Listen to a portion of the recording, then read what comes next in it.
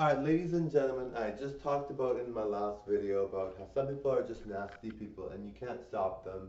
There's no rhyme or reason for it, but you just have to let it go.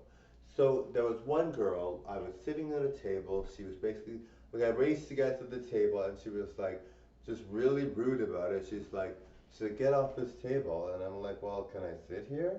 And then she said, yes, at least she let me sit there. And then I'm like, well, like, why would you say that? Especially to someone that's going to be a celebrity. You should not be saying something like that to someone that's going to do very, very well. But, everyone is entitled to however they want to behave or how they want to be.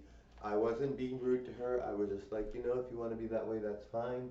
I wouldn't go about it that way, but that's just me. I'm just a friendlier person. But I didn't judge her. I'm not going to mention what she looks like or anything.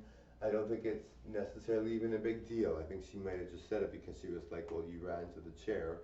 That's probably why she said it. She's like, why did you run to the chair when you could have just let me have it as a guy letting a girl have a chair, right?"